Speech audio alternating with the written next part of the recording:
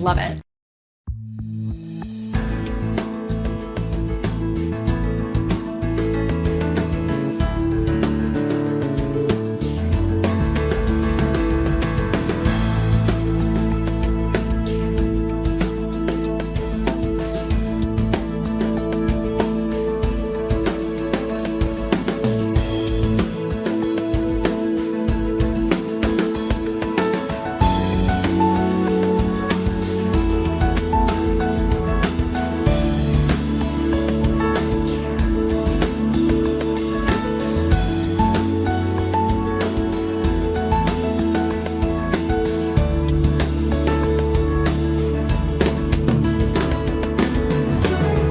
Offer 6 different layers on our map, such as radar, temperature, and highway conditions. Try them out today.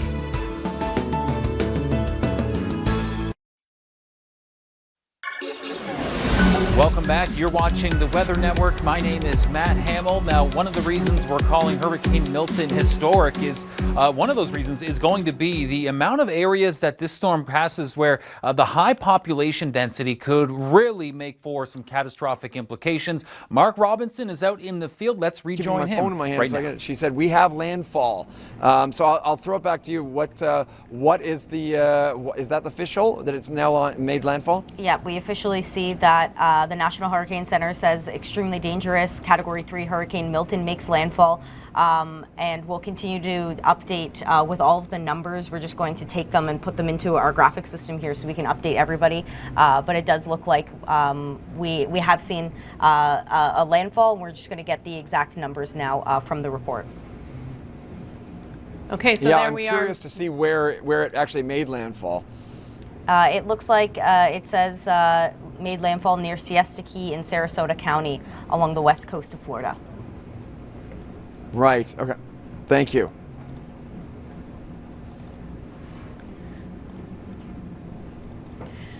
Okay, so here we are. Milton has made landfall. You're in Sarasota, Mark. How's it feeling out there? It looks calm right now where you are. Yeah, Kim, I apologize. I was just sort of taking a quick look at my map to see where Siesta Key is in relation to where we are. And Siesta Key is basically just over there, sort of just in that direction. We were sort of looking at Siesta Key earlier today. You could absolutely see it. We saw power flashes over top of that point. But Kim, I want to take you sort of behind me right here. I'm going to step away just a little bit so I can show you. Look how calm that water is right behind me. That is the freshwater flooding. That's not storm surge. That's just the rain that has been falling. And like, Kim, I cannot tell you how absolutely still everything is right now. And yet, if I just go quiet for a second, I don't think it'll pick it up on the mic, but I can hear a distant sound of wind.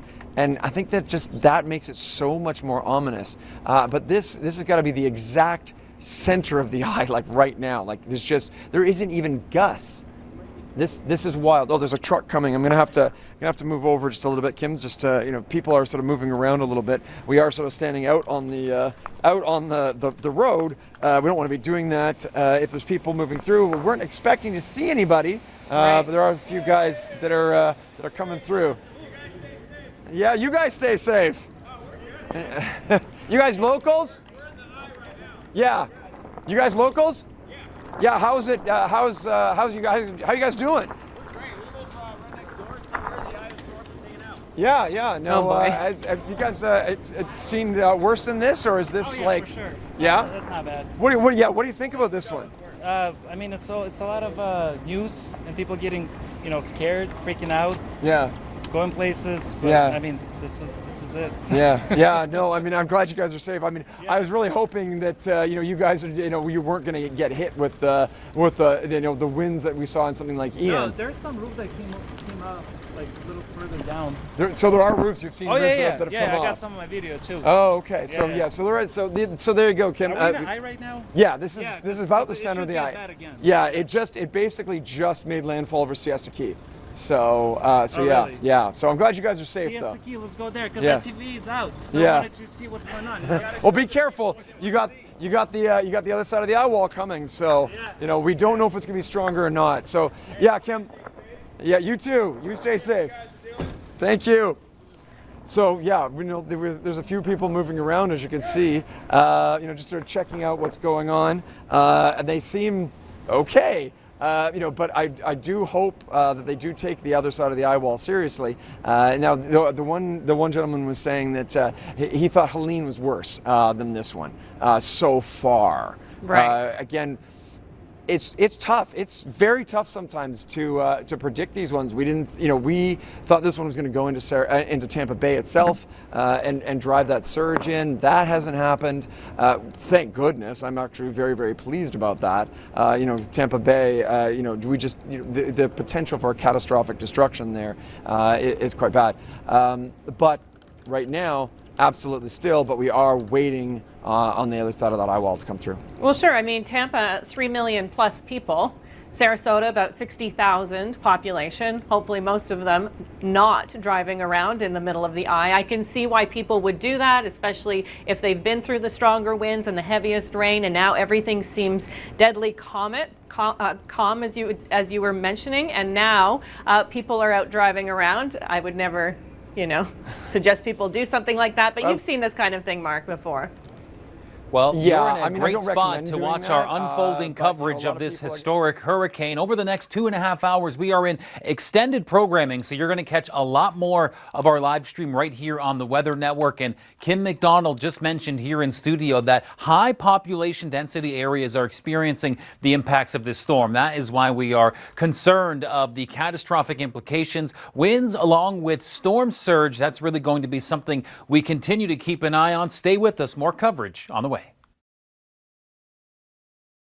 Keep allergies at bay. For your local pollen, air quality, and mold, check out our Allergy Outlook before you step outside.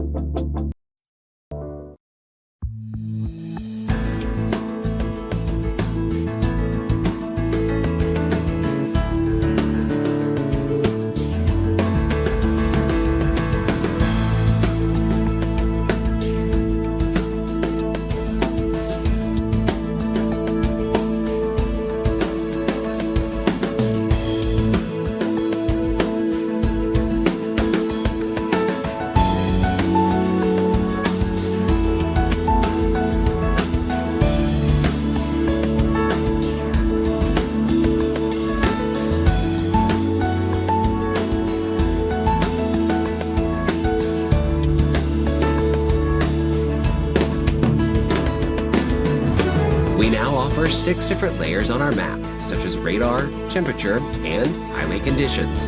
Try them out today.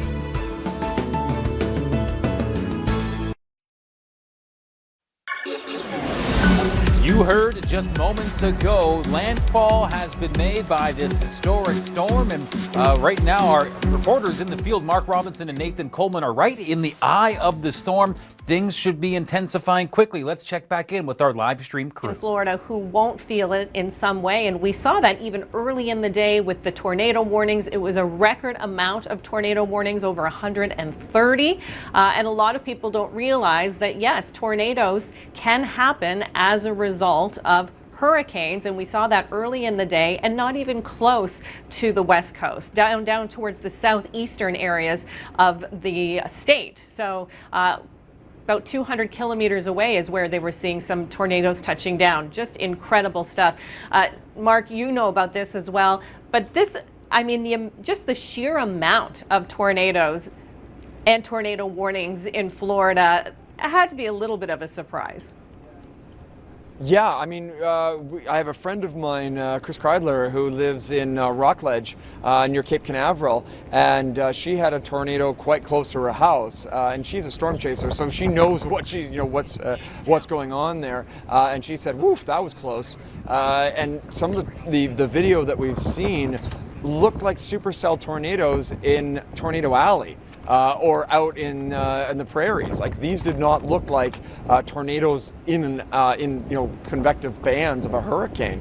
These look like full-on wedge tornadoes. That, I think, was one of the more surprising things for me, was to see that that severe a tornado, that strong a tornado going across Florida.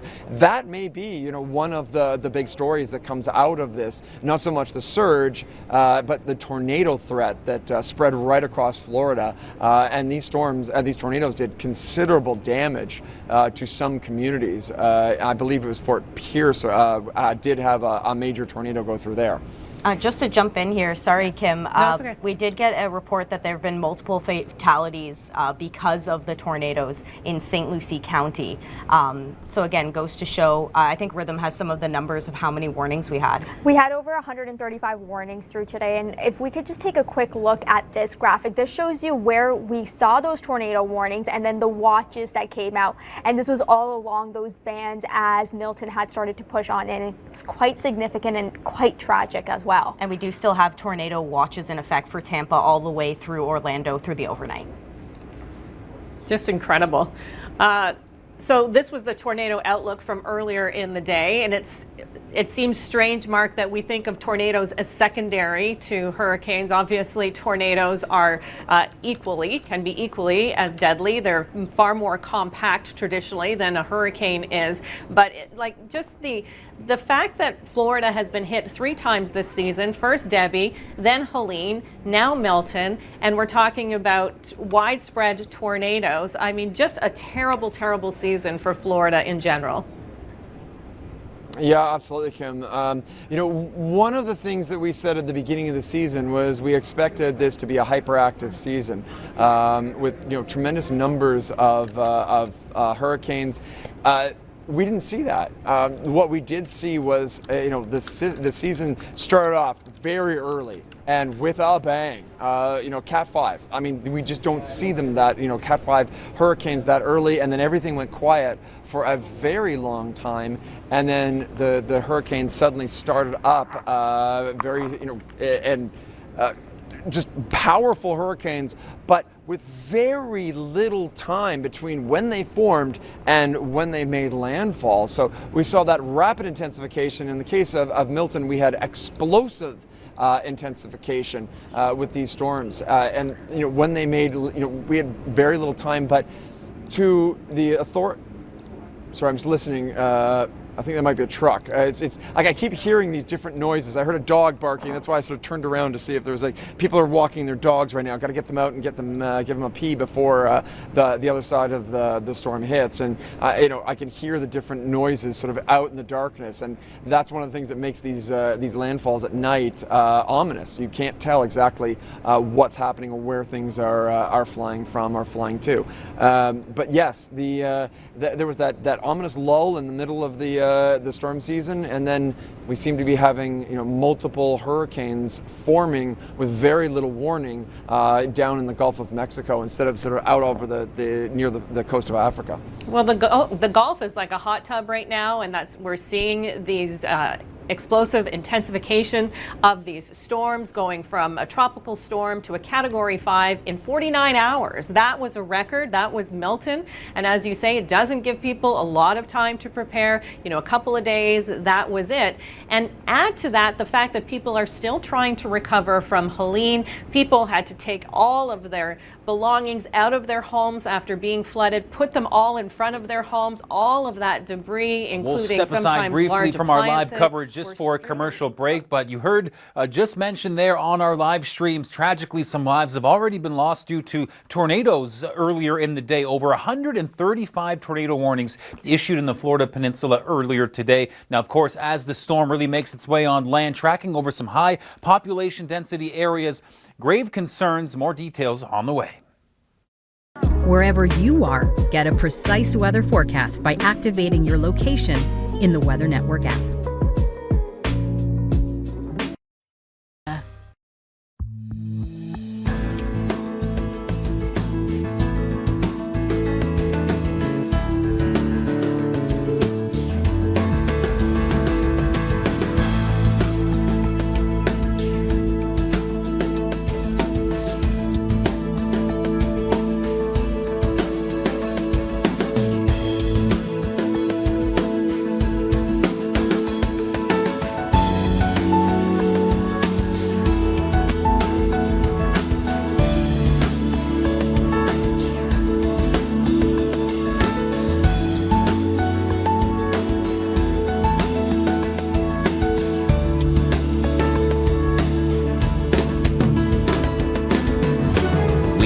over 6 different layers on our map, such as radar, temperature, and highway conditions. Try them out today.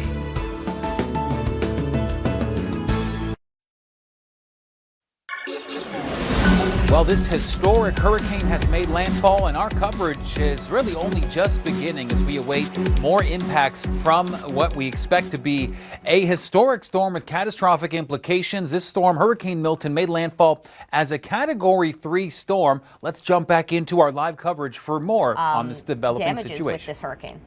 Yeah, and when we talk about categories in hurricanes, we're only taking into account the wind speed.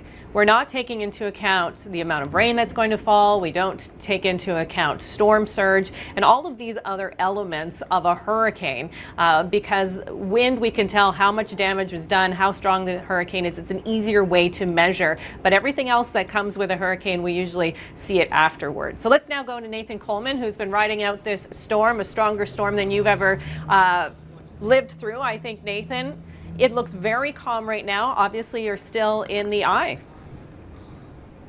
Yes, and you can see some of the debris we're seeing here, some of the branches that came down here on the street. But yeah, it's pretty eerie here compared to the storms I'm used to covering in Atlantic Canada, to just have it drop off like this, and we're waiting for that back end of it for it to pick up again. But for now, it's just too humid. I had to take my jacket off, and here we are. There are some curious folks who did come out and start walking around to scope out the damage out here, and we're seeing a little bit of street flooding here in this area, but it'll be interesting to go out and see what's going on along the coast as well.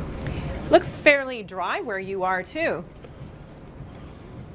Yep, fairly dry, and we still have the lights on as well here, so we didn't get too many power outages right in this location in Sarasota, but across the state, quite a few in Florida. Yeah, that's incredible considering some of the wind gusts that we've seen in Sarasota with this storm. I know at least 150K was clocked at one point, so to keep the lights on, I'm thinking a lot of people will be very relieved with that, because sometimes with the damage and the power outages, Nathan, you know this, that it could be days before people get their power back, and if they have chosen to stay and they don't have a generator, that can be very scary.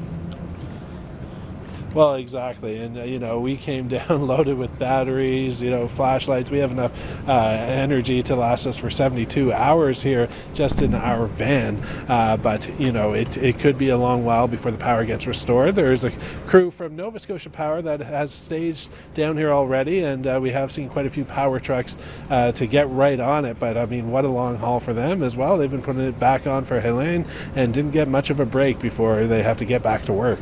Yeah, kudos to all of those workers working so hard. I know they're going to bring in 9,000 members of the National Guard after the storm is over to help with whatever needs to be helped, whether it's people or infrastructure. 6,000 from Florida, 3,000 from outside of the state. They were as prepared as they could be for this storm. And Nathan, I think when you get hit time and again, and especially so recently, you have a better understanding of how much preparation you need to do. Exactly. And, what is that sound I'm hearing? Here. Is it music? There's music playing. There's music playing out of a speaker of one of the buildings here, so power definitely on. But one of the things that was a challenge I was going to mention is it has been the gas shortages. It's been difficult to find a gas station where you can fill up at, and Florida actually had some state troopers that were escorting the trucks to allow them to get back to fill up some of those pumps because people need it, and we're going to have to fill ours up too as we head back to our hotel in Tampa. Yeah, that's the thing that some people forget, right? People trying to get out, if they didn't fill up early, they may have a real problem. And I think a lot of people were afraid of being trapped on a highway somewhere. 1,700 gas stations without gas Wednesday morning. So, and that was the last, the last minute, the last ditch attempt to get out, to evacuate. After a certain point, people were told to stay in place wherever they were because it was just going to be too dangerous. But a lack of gas becomes a real problem with storms like these, and even for people returning. I don't know how far they would have to go to get gasoline, but you guys are safe, right, Nathan? You have enough to get to your hotel, etc. yeah, we have enough, and we know some other people with some in the area as well if we needed to call them, but we should be good to get back to Tampa. Okay, good. And, you know, Rachel and Rhythm, when I'm looking at Tampa right now on the radar, it looks like they're getting a tremendous amount of rain in that city. Oh, you got that right, Kim. When we are taking a look at radar, you can kind of see those rain bands, those deep reds. That really shows you how much rainfall they are going to continue to see through the next hour or more as the system continues to push further towards that east-northeast. And with this as well, Rachel, we've been taking a look a lot at those power outage numbers as well. And this is quite significant. You almost have close to 800,000 people without power. Yeah, and a lot of those folks are the ones that were we're ongoing with this coverage of the historic Hurricane Milton. As meteorologist Rhythm Reed just highlighted, we're approaching 1 million without electricity already, but the power outages are just one of the impacts we expect with this major hurricane that has already made landfall. You see part of our live stream crew in the field in Florida is Mark Robinson and Nathan Coleman. Things should be getting very dicey for them soon. Let's stay tuned for more live coverage after this. Before you step out, check the Weather Network app, website, or TV channel for UV index. Welcome back.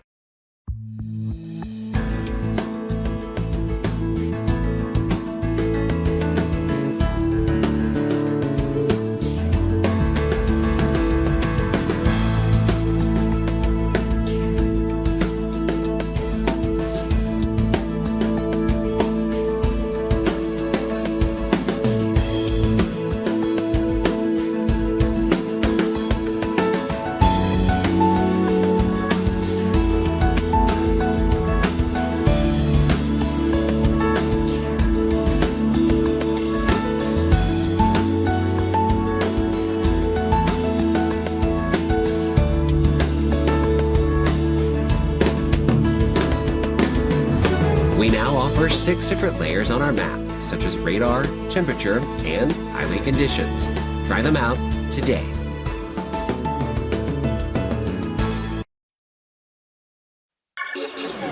Well, we are amidst a multi-hour coverage live here on the Weather Network of Hurricane Milton, a historic storm that we're seeing in the past 24 hours. Take a look at the recent wind gusts. Sarasota, 150 kilometers per hour. And now we have in the field live right now, Mark Robinson and Nathan Coleman. And Mark's going to tell us how things are looking in the eye of the storm.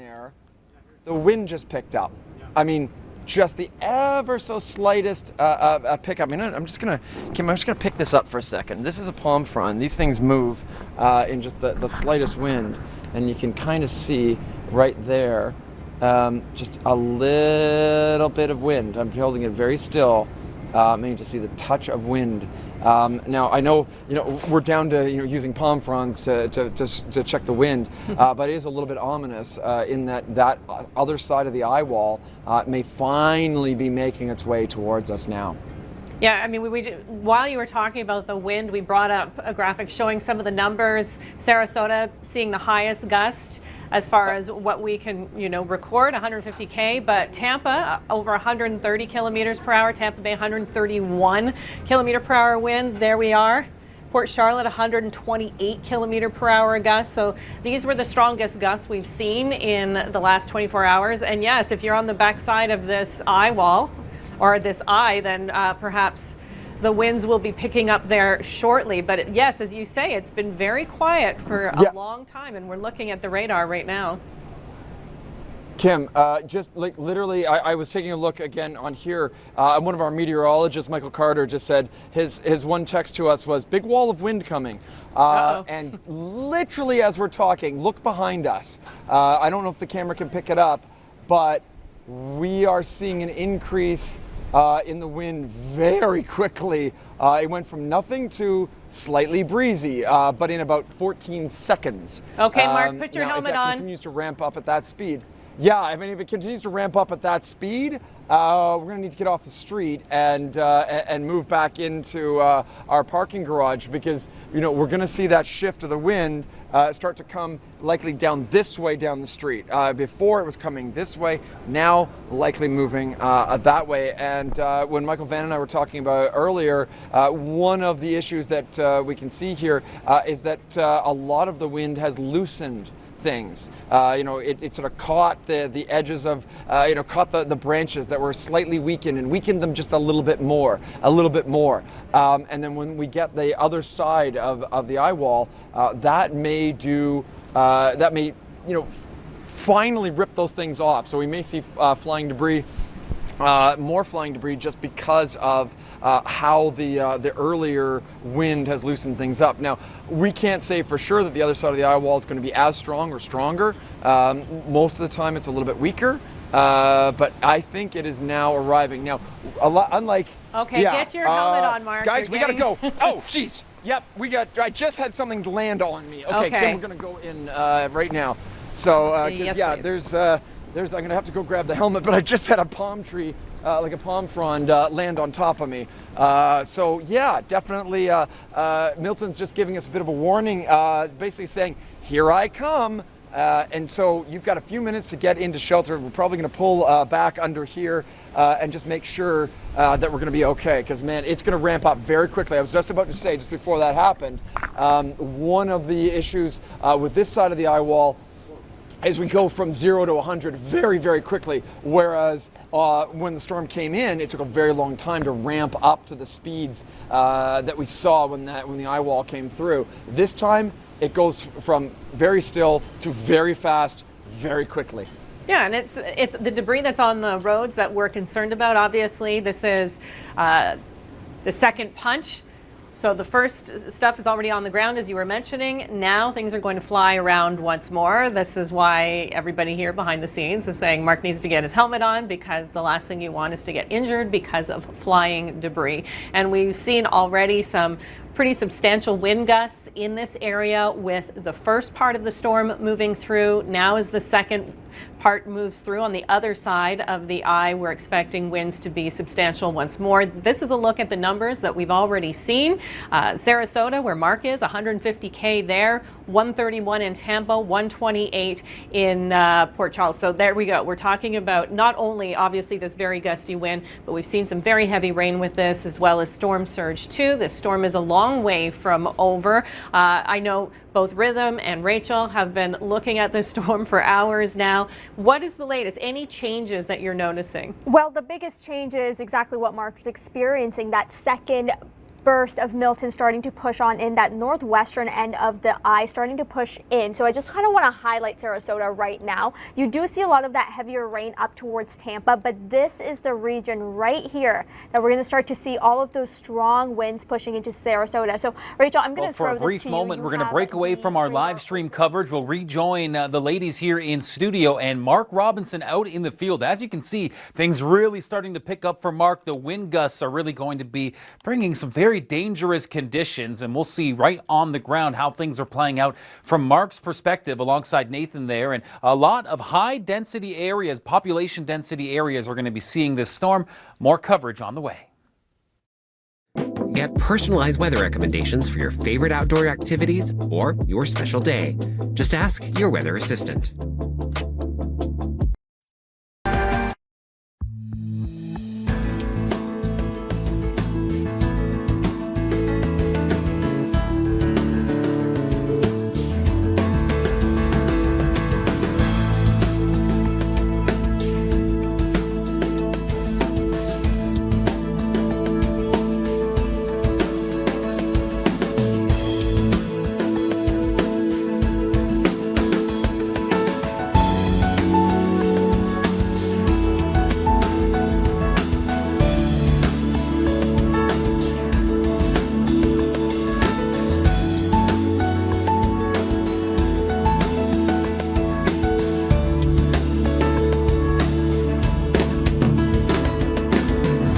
We now offer 6 different layers on our map, such as radar, temperature, and highway conditions. Try them out today.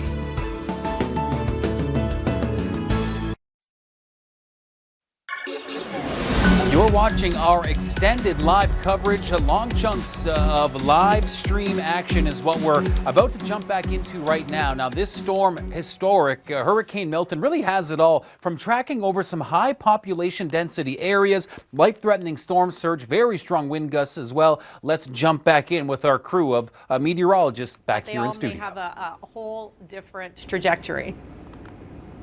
Yeah, and this one, luckily, is not taking that similar trajectory as Helene, like you mentioned, with the heaviest rain not spanning over 5 states and not going over mountainous terrain, though it is going to be going over highly populated areas of Florida, Tampa, Orlando, Daytona Beach. Even those dark blues that you see there, those are pretty populated regions. Fort Myers also dealing with substantial surge. I think we cannot count out the surge that is ongoing. I'm seeing that Tampa has received over near 130 millimeters of rain already. More is to come. Surge numbers are increasing over 1.5 meters from Fort Myers down to Naples. So, and these are areas that already experienced surge with Helene. So cleanup was still underway. We're getting another surge. This one's even higher for these regions. So cleanup is going to be substantially delayed. Absolutely. And then when we're taking a look at those last 12 hours in terms of the rainfall, you see Tampa, you see Sarasota, you've already seen so much rain. You're looking at upwards of 100 millimeters of rain. And we're really going to continue to monitor this through the overnight as well as that second band really starts to push on in. The rainfall is not really going to end for areas like Tampa until we head towards that morning on Thursday. But Orlando, that's going to be the next place to really watch with some of these larger impacts. You know, I was in Fort Myers many years ago, and there were homes that were built on the beach, and all of these homes were on stilts, and that's how people had their, their homes in Fort Myers. It makes a whole lot of sense. It doesn't help a ton when you have winds that are over 200 kilometers per hour necessarily. It does help with flooding and storm surge. I thought it looked so unusual back then, but obviously that's what you have to do when it makes, when you want to live on the coast. We're going to take a look at some video from tornado damage from earlier in St. Louis. Lucy, you were mentioning that there have been a number of fatalities. I know I heard earlier in the day that there were no reports of fatalities. I'm sad to hear that that has changed, but we can see that there's a lot of destruction here as a result. And, a lot of people don't realize that the outer bands of hurricanes can often trigger tornadoes. Hurricanes themselves can trigger tornadoes, and that's what we've seen across Florida. In fact, a record number of warnings today. And that's going to be another aspect that goes into the cleanup and the claims across Florida as well. 135 tornado warnings today. There are still watches out for areas just towards the north where some of those bands are going through. So for Orlando and Fort Pierce. And it's absolutely terrifying, Rachel, when we talk about tornadoes through the overnight. Here in Canada, we don't necessarily see a lot of that. But for areas across the central U.S., this is one of those sites. And it's even scarier with the hurricane. Yeah, when you get this juicy atmosphere and you get all the energy that's coming from a previous Cat 5 hurricane, the visuals of the tornadoes, a wedge tornado is just absolutely incredible to see. It was quite devastating. And like you were mentioning, Rhythm, it is something very common with hurricanes to spin these up. They have a lot of spin associated with them, especially in those outer bands. And quite scary at night. Orlando down to Fort Pierce still in tornado watches through the overnight, and it makes it quite dangerous because you can't see them coming, right? Exactly. They do happen at night in the pure dark, so it's definitely a very scary situation, even for folks that are well away from the eye wall.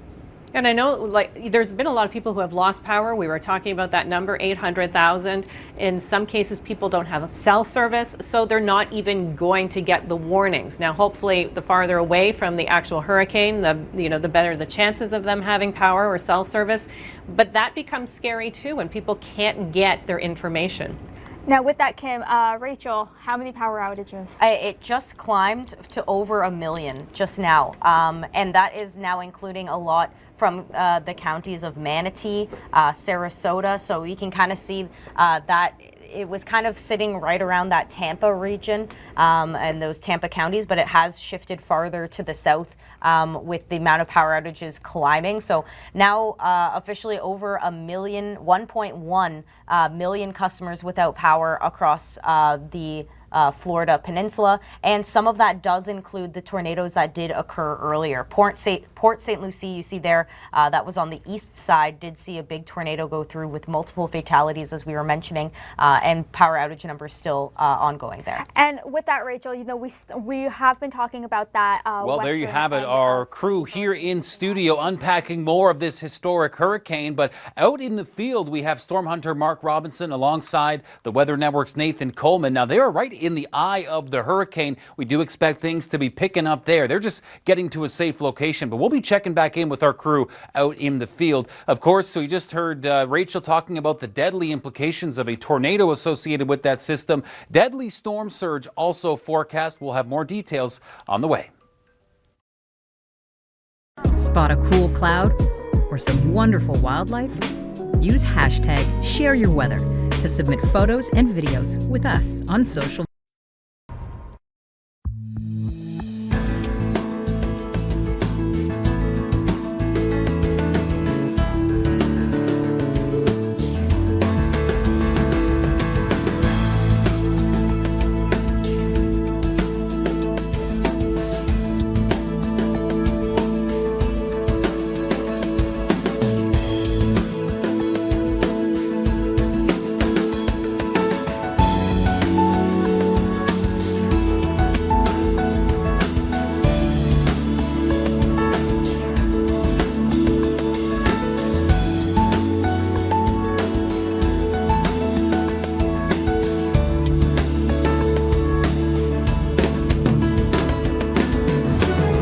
Offer 6 different layers on our map, such as radar, temperature, and highway conditions. Try them out today.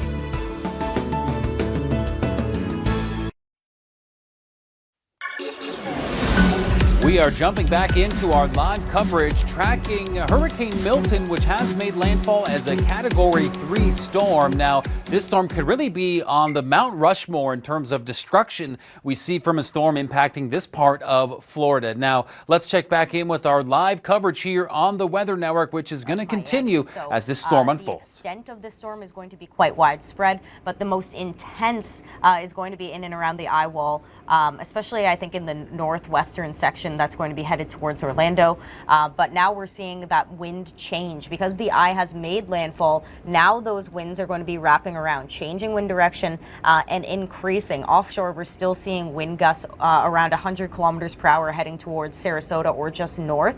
And that does validate with our power outage numbers that continue to climb over 1.1 million currently. And I just want to highlight one thing. We saw for the last hour, 2 hours, a lot of that heavy rainfall over Tampa. It does starting to look like it is starting to push further towards the east-northeast, which is a little bit of good news. But again, that wraparound, we're still going to be taking a look at a lot of that rain through the overnight as well.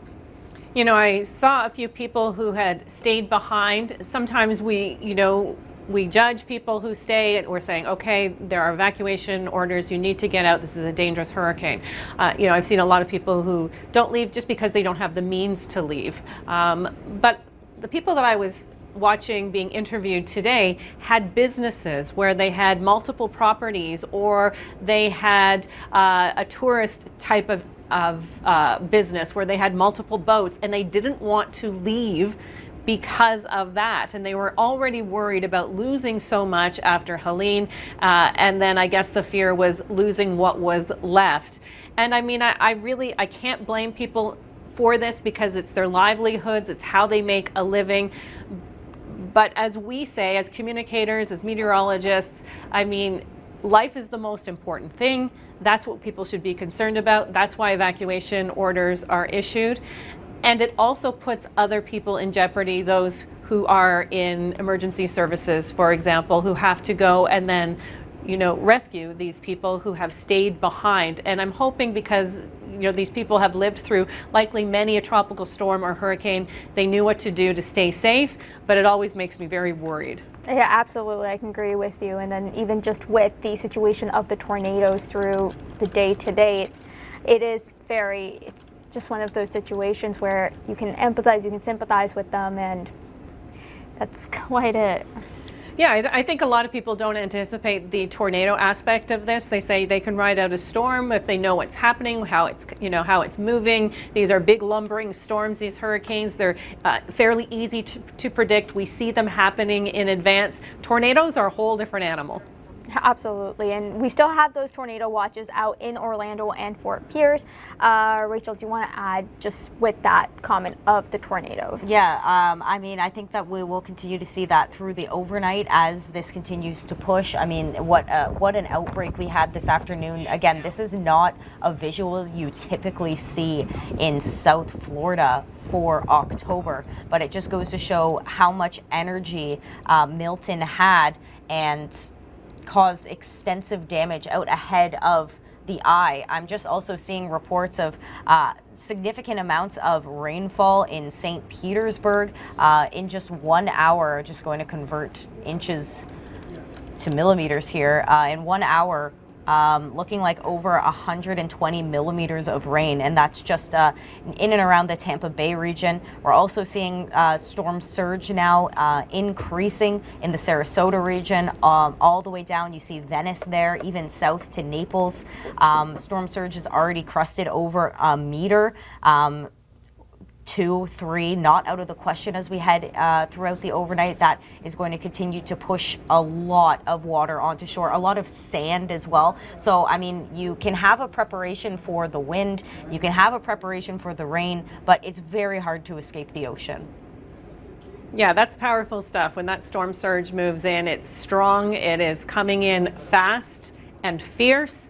And if you don't have a home that is more than one story, then you're going to be in a lot of trouble. And a lot of people were dealing with the storm surge from Helene. They had to empty out their homes, take out all of the items that had flooded and were now destroyed. You have to take them out because they get moldy, etc.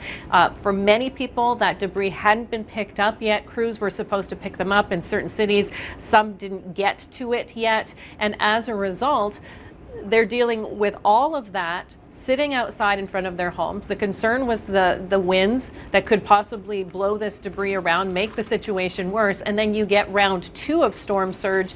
And, I don't know how these people can go back time and again, and especially in a situation where we have a hurricane 2 weeks apart. Two hurricanes 2 weeks apart. And we'll Kim, step away briefly from our live of coverage and rejoin them right after this quick break. But you hear Kim McDonald highlighting folks in Florida just went through this with Hurricane Helene. Now many undergoing the same protocol of evacuations and just seeing how much destruction this storm might bring. And we do have some catastrophic implications of the storm surge, the wind gusts, and some highly populated areas seeing this storm. More coverage is coming up. Did you change your cell phone? Make sure to download the Weather Network app. Get everything you need to better plan your day or weekend.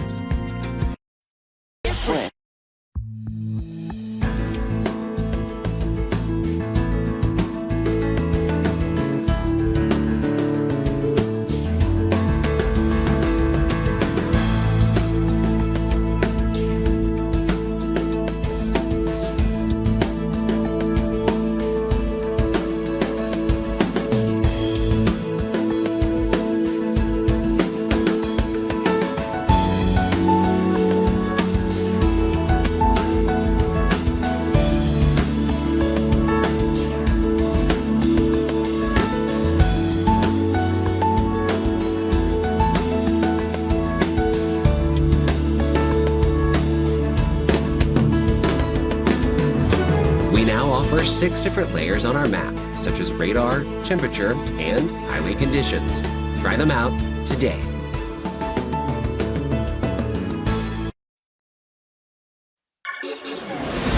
Welcome back. We're about to jump right back into our live stream coverage here on the Weather Network. We have Rachel, Rhythm, and Kim here in studio, and on the ground in Florida, storm hunter Mark Robinson alongside Nathan Coleman. Now, we've heard already with these tornado warnings issued earlier in the day that sadly some lives were lost, and unfortunately adding to that, we do think more casualties could result as a result of this storm. Let's jump right back into this historic Hurricane Milton. Again, a lot of these effects are going to be north of where the system made landfall, so the wind and the rain, but the surge is towards the south coast, the immediate south coast, and again, still cleaning up from the devastating effects of Helene.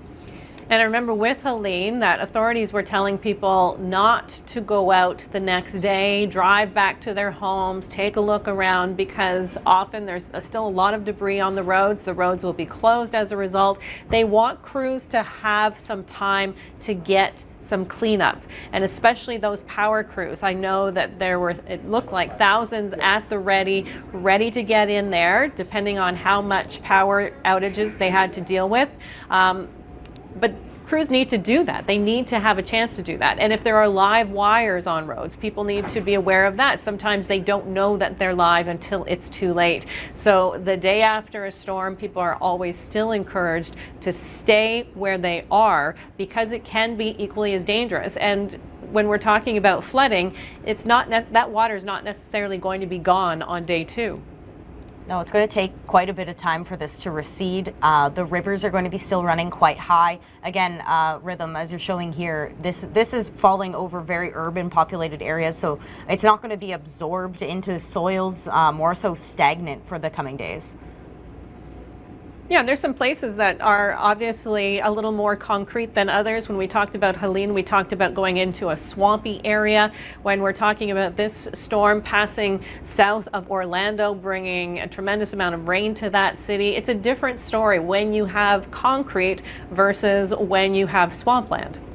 Yeah, absolutely. And with this, let's highlight Orlando, for example. Even though the system is going to be pushing south, or this track is going to be south of Orlando, you're already looking at around 68 millimeters of rainfall that has fallen in Orlando in the last 6 hours. So as we're heading into the overnight with some of these heavier rain bands, a lot of the heaviest rain bands for areas like Orlando is going to be through the overnight. Similarly, for areas like Daytona Beach, they'll be seeing that through the overnight as well. So yeah, you're not going to see a lot of that being able to be saturated out, and you're going to have that waterbed be oversaturated as well. So flooding is going to be a major concern. Also, just adding, some of our folks in the back are messaging us. I was talking about those flash flood warnings, but in fact, it's a flash flood emergency that's been issued for Tampa Bay. They're saying that they've seen 250 to 300 millimeters of rain so far,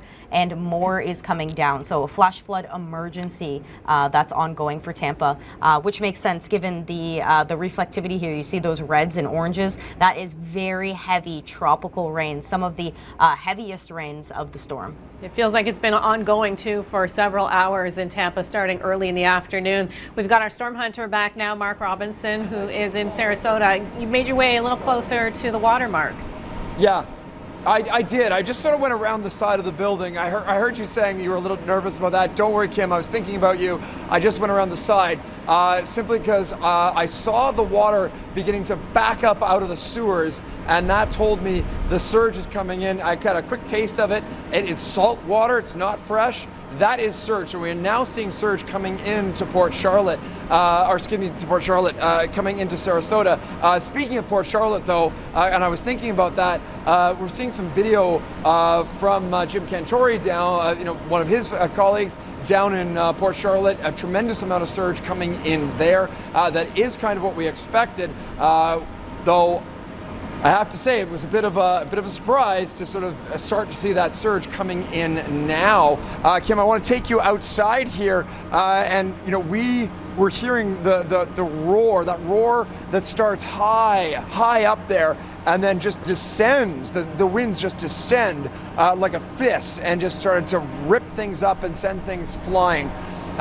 That's definitely as strong, maybe even a little bit stronger than the other side of the eye wall. Now, given how the fact the storm was moving fairly slowly, this eye wall, this side of it, the strong winds, may last for quite a while. So it's something that we're going to watch. And of course, we're going to watch that surge beginning to come in potentially, as we get into it, it may come up a meter or two here, which was the original forecast. for that. We were expecting to see some of the biggest. What we've also been seeing is massive power flashes. Okay, so Kim, the reason I'm looking sort of away from the camera right now is we have a transformer right here that is sparking like crazy, and it makes me a little nervous. Now I think that's just simply because it's wet, but it definitely, when you see that kind of thing, you definitely sort of go, oh my goodness, things really ratcheting up there in intensity. Stay tuned. We'll be right back with Mark in the field right after this. Keep allergies at bay. For your local pollen, air quality, and mold, check out our Allergy Outlook before you step outside.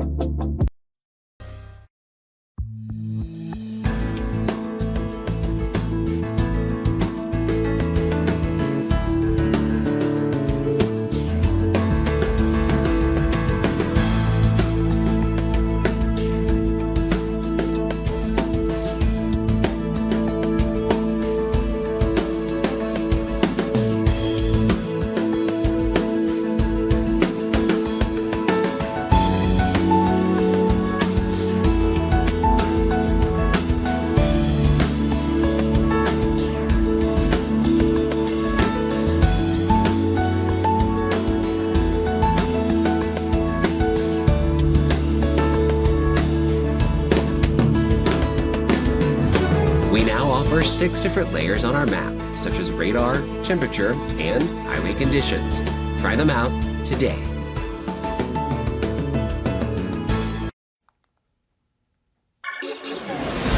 Well, our storm hunter Mark Robinson is live in the field where this historic hurricane has made landfall. Let's jump back into our live stream coverage.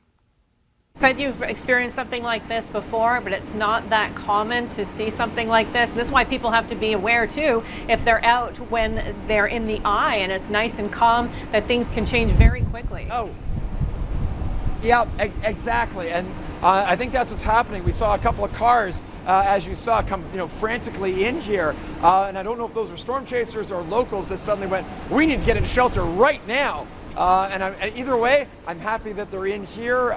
They're very safe from debris. We've come up, a few stories because we saw that flying debris, Kim, right along the, on the ground, and that's what we're still seeing now. Yeah, I've seen another, I'm actually seeing debris go flying down there. Kim, the water is now coming in much more into the alleyway. Dave, I don't know if you can shoot that. But you can really see that storm surge coming into to where we are here in this parking garage in Sarasota. Yeah, we can see it. He's capturing it. We can see that water rushing in. Yeah, he's getting some good visuals. And if this is just the beginning, Mark, yeah, this can be escalating very quickly. Wow. Just to add, Kim, we just had something collapse. Yeah, there's flying debris down there. That is why we took a quick look down that alleyway to check the storm surge, and then got the heck out of Dodge because of that exact thing. That was looks like a recycling bin or something that just went flying down the alleyway. And I'm starting to hear bangs and crashes. There's a big metal pole down there that's rolling. And that surge is coming in more and more. So this is another one of those storms where the backside is definitely more eventful than the first part of the storm. Yeah, Kim, I can't tell you, the roar, the whistle, the moan of the winds is now just becoming constant. And yeah, I mean, this is definitely Milton making itself known here in Sarasota. Dave, you okay? I just want to add, on top of Sarasota right now, those offshore winds that we were talking about that were 100 kilometers per hour to or more have just pushed on shore. So right over top of Mark, what he was dealing with, wind gusts exceeding 100 kilometers per hour, and you can see those colors there, that rhythm showing. Yeah, just right within this bubble, that's exactly where Mark is in Sarasota. And then when we take a look at some of that reflectivity as well, you really start to see some of those bands starting to push on shore. So I really hope Mark gets to a safe location in a timely fashion.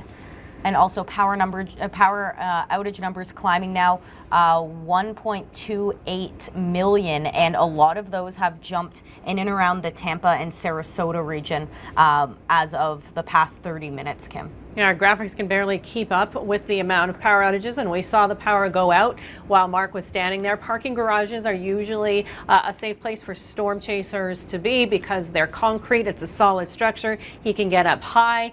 There's fewer opportunities to get hit with flying debris, and then there's no glass. So there's no glass to break, obviously, in a parking garage. I mean, no place is completely safe when you're that close to a storm, to a hurricane certainly, and to the water. But we can see and hear how dramatic this storm has become, at least in Sarasota, with those winds just absolutely howling, and the fact that that storm surge was moving in. I don't think that I've seen that in real time before, but obviously, I mean, unfortunately, it's night, so we can't see everything that we need to see, but we're really getting an idea of what it's like to experience a storm like this firsthand. And obviously, Rachel and Rhythm, we're safe in our studios, and you know, I'll leave it to the storm chasers to weather out this storm.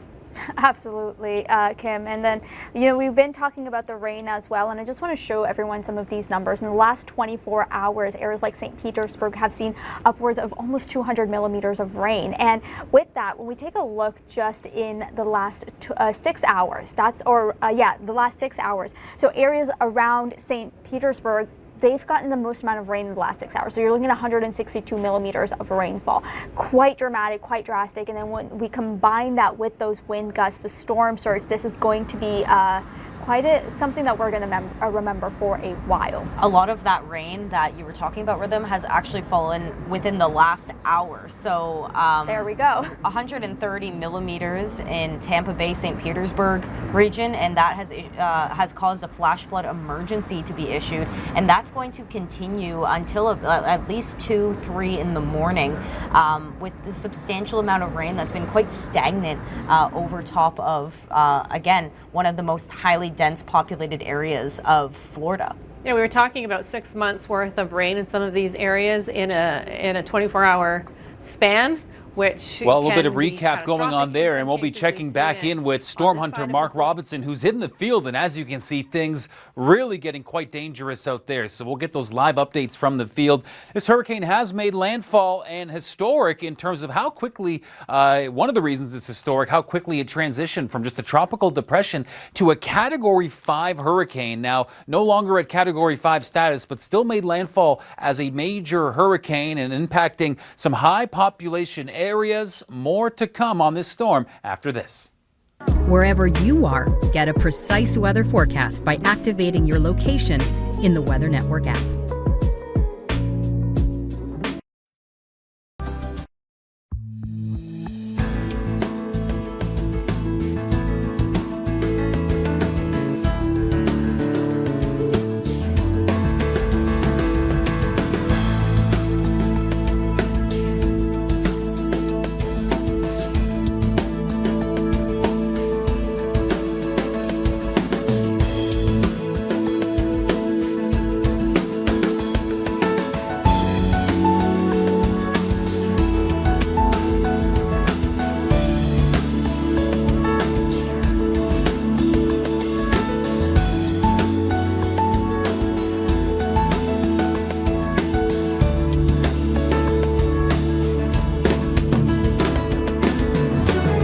Offer 6 different layers on our map, such as radar, temperature, and highway conditions.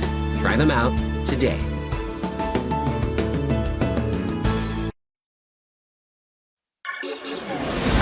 We are back now with our live coverage of the historic Hurricane Milton. Peak wind gusts in Sarasota have reached 165 kilometers per hour. Mark Robinson is out in the field. Here's how things are looking down there. Talk for a little while. I might run downstairs just to check to see how far that surge is coming in. But for now, we are witnessing the I don't say the full fury, but definitely Milton is making itself known here in Sarasota.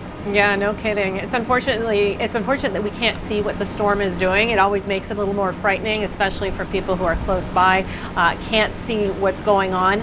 I'm glad to see that the generators are working. We saw that light flash off and then come back on again. This is the second storm in a row that really happened at nighttime or made landfall once the sun had set. I'm going to go to Rhythm and Rachel for a moment here just to talk about the idea that this storm sped up. This is basically the nature of a hurricane. It can wobble, it can change, it can make landfall in a slightly different place. I mean, forecasters did a great job with this storm, but in the end, a hurricane will do what it wants to do. Yeah, and like you mentioned, it did speed up. We weren't expecting it to make landfall this early. I believe it was anticipated to be overnight, but here we are. Effects are still going to be ongoing overnight as well. It made landfall at 8:30 earlier this evening at Cat 3 strength, and we are starting to see those very strong winds pushing onto shore in Sarasota, as Mark is showing. We have our power outage numbers up to 1.35 million, and a lot of those in and around the Sarasota region. And also just getting word, Rhythm, Sarasota hit a new max wind. Yes, it did. I believe it was 164 kilometer per hour. And that was just in the last 10 minutes or so? Yeah. Yeah, so that was while we were still live with Mark, and Mark was talking about all of those winds and the storm surge coming in. That was when they were hitting those peak wind gusts, which was quite impressive. I will show us just some of those wind gusts, 165 from what we are coming on our graphic here, but Tampa also at 131 kilometer per hour winds. Yeah, that's strong. And considering, people say, okay, well, the storm has made landfall right around Sarasota, so the worst is over. And now we're getting the strongest winds on the other side of the eye. So one wall moves through, that's where the winds are so powerful. Then the calm with the eye, and then on the backside, obviously, we're seeing winds that are even stronger. That's what Mark had noticed just by being out there, saying, this side of the eye feels much more powerful than the initial one. We saw winds already about 150 kilometers per hour. Now we're up to 165 kilometers per hour. So yeah, he knows his stuff. He can feel something that's 15 kilometers stronger. But we could hear it too. I mean, we could hear the whistling winds, and obviously the winds helping to push all of that water on shore, and that's why we're seeing the storm surge. And with that, some of the wave heights I want to highlight as well. You're going to have those wave heights out in the center of the ocean, upwards of 6 to 12 meters, but that's also going to transfer as the system pushes further towards the east. So the storm surge, we are talking about it being upwards of a story, but in terms of some of the regions, we just find the graphic, 3 to 4 meters in Sarasota, but even into Daytona Beach as we're heading into Thursday, you're still looking at 1 to 1.5 meter high storm surge risks. And we're also seeing that storm surge start now. Like you mentioned, Kim, it made landfall. Things looked quite calm, but obviously things are changing for the worse. So we still, the National Hurricane Center is still forecasting 3 to 4 meters of surge, and that's only starting to come in. So this is not the time, like we said, to walk your dog or anything, because those wraparound winds are going to be probably some of the worst that this area is going to experience throughout the next hour. And at the beginning of this storm, when tide was out, the winds were coming from the east and were pushing the water in Tampa Bay well out. And then with the storm coming in, bringing everything back in again and pushing that water on shore. And obviously, because it's such a monstrous storm, it's so big in diameter, many areas up and down the coast are getting impacted by this storm, as well as inland areas of Florida as well, and we're anticipating a whole lot of rain there as well. Let's go out to Mark Robinson, who has been with this storm in Sarasota since the very beginning, since before things really got ramped up. You noticed that the second half of the eye wall was stronger than the first. Yeah, absolutely, Kim. Much stronger. The power flashes, immediately. We didn't have much warning. It just kind of hit us very quickly, exactly as we would expect. But I was, when we were in the eye, I kept saying, I remember saying to you, I don't know what this other side is going to be. Is it going to be stronger? Is it going to be weaker? Is it going to be the same? Well, if you would like to see our live stream uninterrupted in its entirety, you can visit the Weather Network YouTube channel or download the Weather Network app as we track this storm, a historic hurricane. The Hurricane Milton has made landfall not that long ago as a major Category 3 hurricane. Life-threatening storm surge, wind gusts. You see Mark Robinson is right there for us in the thick of it, so stay tuned. We'll be right back with more from the field of Hurricane Milton. Before you step out, check the Weather Network app, website, or TV channel for UV index.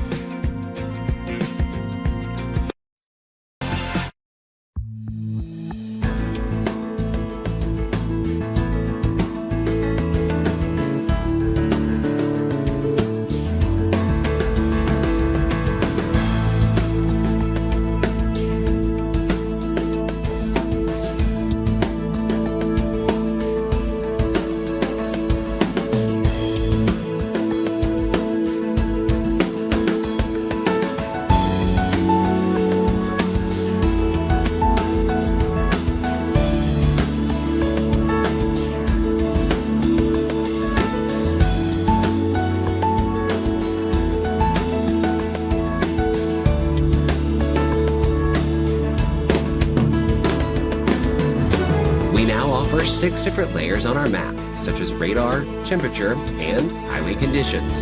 Try them out today.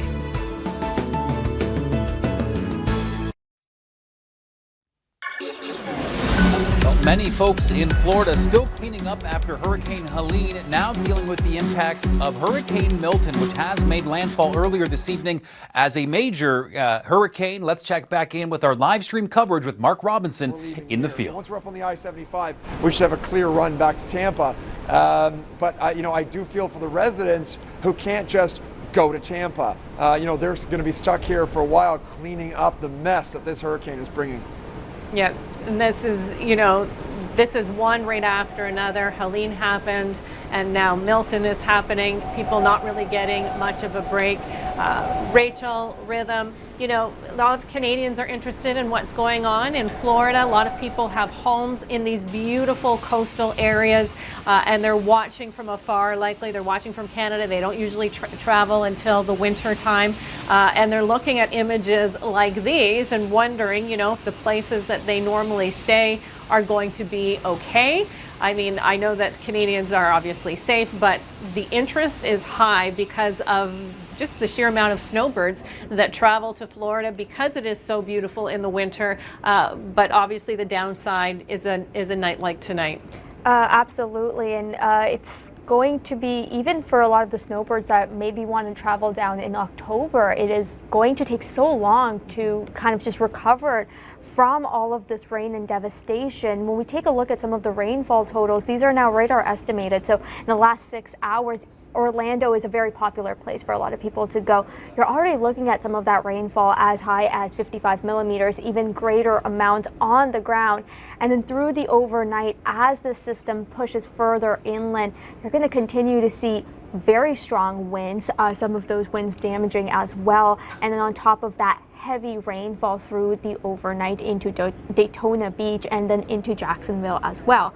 And Rachel, you're looking at something with the winds. Yeah, I was looking at the winds just because, when we had Mark on, we can hear that howl, and it kind of was very eerie, spooky. And I saw some folks on our YouTube comments were wondering about the howl. What is that? Well, it's kind of like these very gusty winds. They're getting funneled in between all these buildings, and it actually produces vibrations and noises. And we're seeing wind gusts exceeding 100 kilometers per hour onshore from Bradenton all the way down the coast to Rotonda, which includes areas like Venice, Sarasota, a lot of very frequented places. And those winds are also 40 kilometers offshore as well. So this is only just getting started. That will continue to push onto shore. We're going to be seeing surge continue to increase for areas, I want to stress, south of the eye of where we made landfall in these onshore winds. I see that it's Category 2 now. I don't know, we'd already made that clear, that it is a Category 2 with 175-kilometer-per-hour winds. So there's Milton. It's starting to slowly diminish. Still, obviously, a massive, powerful storm. I think we can't stick with, okay, well, it's a 2 now, it's a 3, whatever it is. This is a highly impactful storm. Absolutely, and it is going to go down to a Category 1, but you're still looking at a Category 1 in the middle of land as it's starting to push into areas like Orlando, those highly populated areas. So again, you know, we've been talking about this so much, we have to emphasize the fact that just because it's down to a Category 1 doesn't mean that it's any less impactful. You're still going to be looking at those impacts through the overnight. And Rachel, what are some of those power outages? Because that's going to be a really big concern. Yeah, we're already at 1.4 million. That's going to continue to climb as this heads throughout the overnight. We're still seeing a flash flood emergency for the Tampa Bay, St. Petersburg area because of all that rain you showed. But the heaviest rain is still yet to come for Orlando. It's making its way there through the overnight. So if you're at home and you were planning to go down to Florida, I would push it to November. Take your time, let this area breathe a little bit, because like we're mentioning, a lot of impacts coming still to come through today, and the cleanup is going to be extensive. So again, maybe if you did have travel arrangements, push them. Give this area some time to get back to what it's known to be for Canadians. Yeah, and it's another reason to get travel insurance, of course, during hurricane season. I mean, they were stopping all the cruise ships in the Gulf because of this storm, not surprisingly. And then again, when people are traveling to places like Orlando, where we do love to travel, again, it's not a great idea, as you're mentioning. So this powerful storm is going to have a lot of ramifications. It's going to take days and days for cleanup. You know, they were talking about Helene and how it would take 6 months to get things back to where they should be, and they had 2 weeks. And 2 weeks is just not enough time to get everybody back up, to get infrastructure. Well, you hear Kim McDonald right there on our live stream highlighting just the anguish for folks in Florida who are still cleaning up after Hurricane Helene. And now storm surge like this in the forecast, that's not only one of the most destructive impacts of a hurricane like this, but also the most deadly potential when you have a storm surge forecast looking like this. So Hurricane Milton, as we just heard now, a Category 2 storm, but made landfall as a major hurricane. We have more of our live stream coverage, including storm hunter Mark Robinson and Nathan Coleman on the ground in Sarasota, Florida, coming up after this. Get personalized weather recommendations for your favorite outdoor activities or your special day. Just ask your weather assistant. From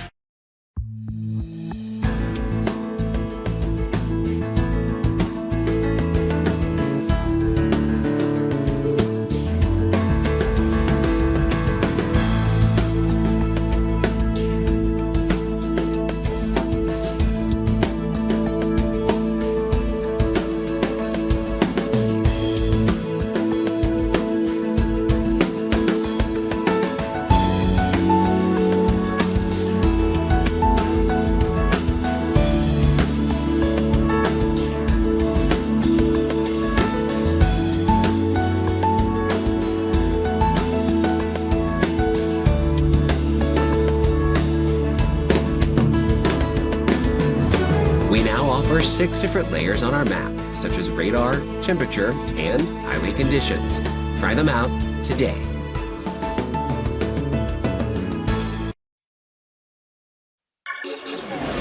Things are escalating in Florida, where Hurricane Milton has made landfall, but don't take my word for it. Here's Mark Robinson in the field. Florida are expecting the worst a little bit later as this storm continues to move across the state. It has dropped to a hurricane at this point, but it has made landfall. That's what hurricanes do. They hit the friction of the land, the topography of the land, and they start to weaken. And that's what this storm is doing. Although where you are in Sarasota, Mark, it doesn't look like it's weakened at all.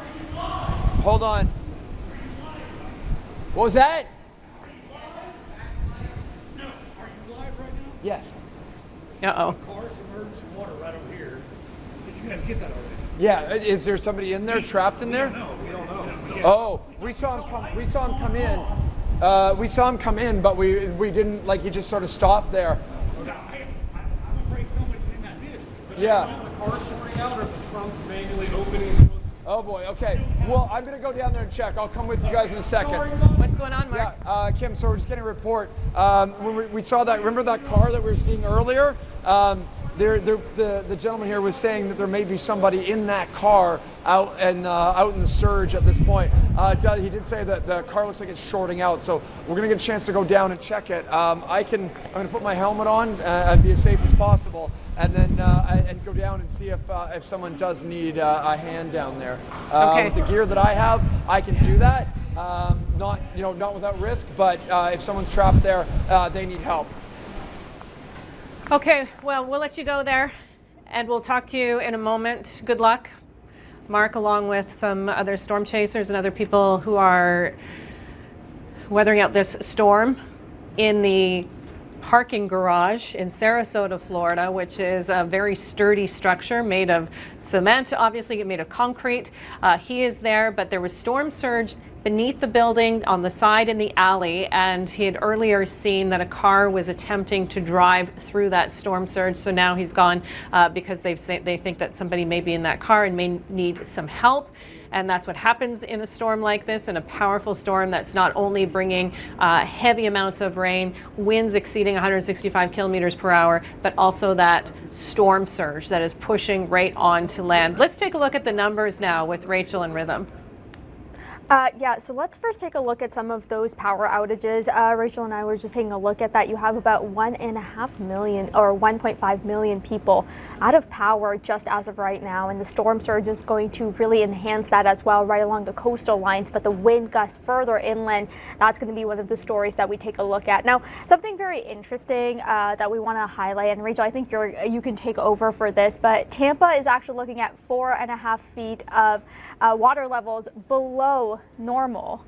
Yeah, it's all due to the wind direction, which is important because you can see in Tampa the wind is coming off from the land to the sea. So it's actually taking that water and pulling it out of Tampa. So we're seeing an anti-surge, if you think about it, that the water is actually receding in the bay. Meanwhile, it has to go somewhere, and where that wind is pushing from the water to the land, that's where we're seeing a storm surge or the water levels rising. So all the way from Bradentown, Sarasota, Venice, even farther south into Naples, we're already seeing that the storm surge is over 5 feet. And I'll do the conversion for our Canadian audience. Now with that, so I just want to highlight Venice. That is one of the stats that we have, 5.5 feet of the water level. So Rachel, which is close to just shy of 2 meters. So we're at 1.67 meters of storm surge. And looking at other reports on Twitter, the surge is rising fast. We saw how fast the change was in weather conditions, and the surge is going to be a part of that. So surge is rising, our wind gusts are rising. There's reports of furniture and roofs flying downtown Sarasota, and the storm surge is inundating for folks in and around Venice. I know there were some comments on our YouTube questions about how is Venice Beach, how is Venice Bay in Florida. And it looks like that the surge is nearing about half a story high in some of the visuals I'm seeing. And I just want to highlight this real quick. You can really start to see some of those official bands of that western portion of the or the wraparound of this hurricane starting to make their way into Sarasota. And when we talk about some of those wind gusts, Rachel, we saw it live while we were still chatting with Mark, where he just felt that one gust, and it really just kicked off from there. I'm curious to know what's going on with Mark, as you know, it looked like somebody got into some trouble. I think we have Nathan Coleman. He's going to be up next, and he can give us an update on what's going on. Nathan, thanks for joining us now. I know you've been with Mark this whole time. Well, as you can see, we are checking back in with our reporters live in the field. Storm Hunter Mark Robinson addressing a situation where it looks like somebody needs help. So we'll be touching base there and seeing what exactly is going on, and we'll be seeing how Nathan is finding the conditions conditions, but Hurricane Milton has now weakened to a Category 2 storm, which, yes, is sort of how these things work. The storms sort of lose intensity, but right now things are quite violent with the weather impacting parts of Florida. More coverage coming up right after this. Spot a cool cloud or some wonderful wildlife? Use hashtag #ShareYourWeather to submit photos and videos with us on social media.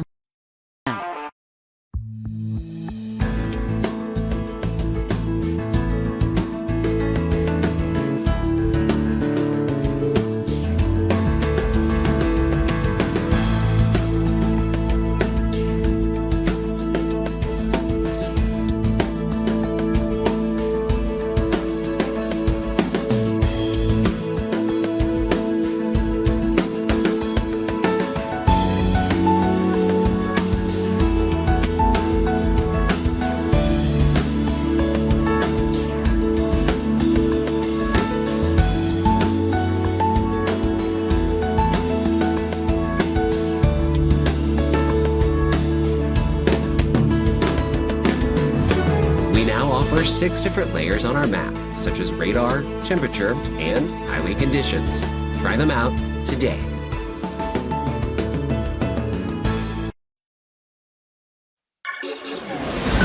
Well, welcome back to our live coverage of a devastating hurricane, a record-setting hurricane, Hurricane Milton. Let's get right back into our live stream coverage now with the team. Where Mark is, and that's where Nathan are. So you can really hear those howls, that channeling of the winds through those structure. And then with those wind gusts, when we are talking about the long-term effects of this, so going into the overnight and then into tomorrow. So this is where those peak wind gusts are as of right now. Into the overnight, as we play this out, we can be looking at gusts upwards of close to 100 kilometers an hour for areas like Orlando, further inland as well. And then as this system comes out on the other end, as we're heading towards our Thursday morning, dropping down to a tropical storm, you're still looking at like those offshore winds as high as well over 100 kilometers per hour. That's going to also attribute to a little bit of a surge too for the east side of Florida near Daytona Beach, which is supposed to be around that 1 meter high. Because of that onshore flow. And just to update our power outage numbers, a lot of those are going to be hugging the west side of Florida. So where we saw landfall, Tampa, Sarasota, down to Fort Myers, and now pushing inland. Kim, we're now over 1.6 million. Wow. You know, earlier in the day, officials were saying once the winds, they would say 45 miles per hour, so that's about 72 kilometers per hour. Once the winds hit 72 kilometers per hour, EMS were not going to be going out to save people. Basically, in the evacuation zone, if the wind got that high, it would just be too dangerous for first responders to go out. And that's why it was so important for people who could leave, who were under those evacuation orders, to get out, because if something did happen, and certainly in a storm like this, something could happen, if they called 911, they wouldn't get the response that they need, and that's what makes it so dangerous. Now, by the time this storm wraps, yes, the National Guard will be out. They have 9,000 crews at the ready, ready to come in, ready to rebuild, fix whatever they can, help people who need to be helped at that point in time, but there's no reason to put additional people in danger because of people who decided to stay.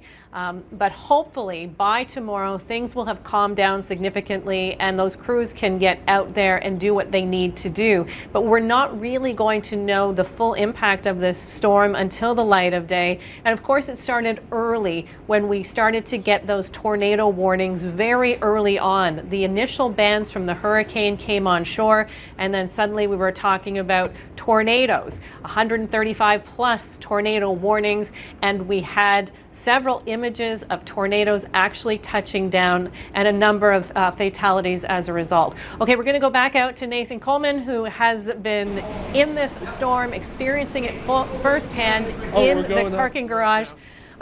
Nathan, I don't know what's happening for you right now. I know you're in the middle of a storm, so things get really tricky, and especially when there's other people around you. So it's it's okay. It doesn't have to be flawless. But can you give us any kind of update? Yeah, well, Mark has come back, so he's holding the light right now. But Mark, let's switch places. You tell Kim what happened here.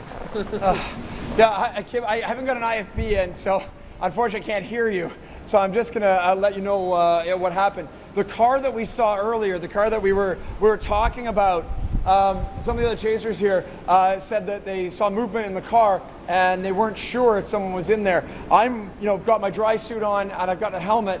And I knew, having done this, and I knew where the manhole covers were, I could get there with relative safety and just see if somebody was in the car. Thank goodness nobody was in the car. It did look like he might have lost control earlier and smashed into something because the hood was sort of buckled a little bit. So what I think happened was he hit something, jumped out of the car, maybe jumped in with somebody else, and the car was still there. And of course the salt water, and I'm covered in salt water right now, shorted out the systems and made it look like somebody was in there. But I made sure as best I could that no one was in there. It did look like, I took a look in, very, very dark, very difficult to see, but nobody in the passenger seat and nobody unconscious in the passenger seat as far as I could see. Okay, good. So yeah, likely just an abandoned vehicle at this point in time. But Mark had seen that car drive into the alley, and then suddenly there was real concern that there may be someone stuck in that car and stuck in the storm surge, which is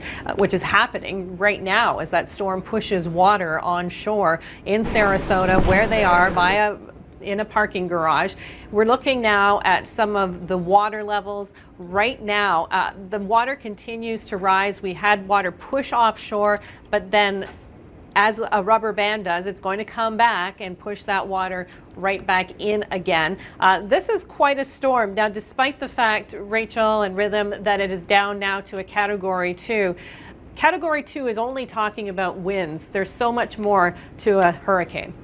We'll step aside from our live stream for just a moment and rejoin the ladies alongside Mark and Nathan in the field. But as Kim was just highlighting, storm surge, that is likely going to be one of the more destructive and potentially deadly aspects of this historic hurricane. So we see some areas, including Sarasota, where storm hunter Mark Robinson is in the field. That's where we have some of the higher amounts forecast. Now, Sarasota also 165 km/h wind gusts, rain as well. A lot to cover when we get back for more coverage.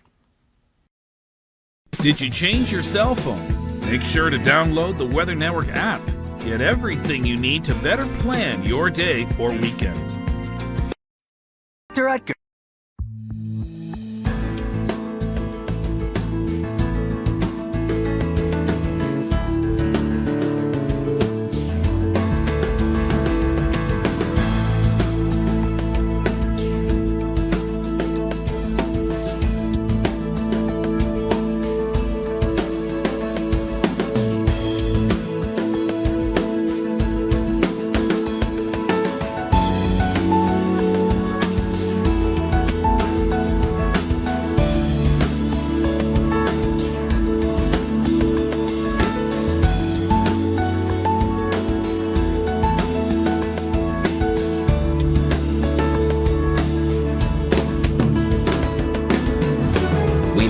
6 different layers on our map, such as radar, temperature, and highway conditions. Try them out today.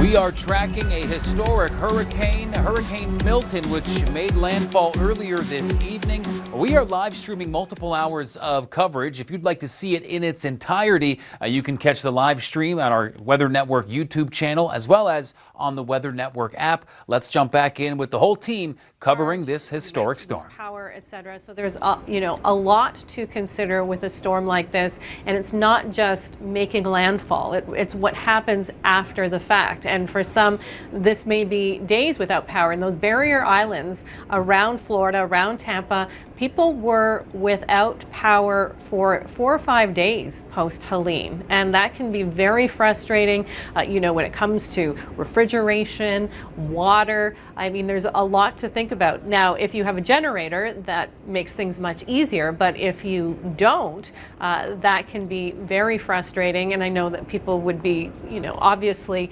extremely upset in situations like this. So it's not just the storm itself, it's what happens after. The fact that we had debris all over the place because of Helene, people's, homes were flooded, so they had to take everything out. They put it on their front lawns in order to be picked up. In many cases, it hasn't been picked up yet. That storm was only 2 weeks ago, and now they're dealing with this.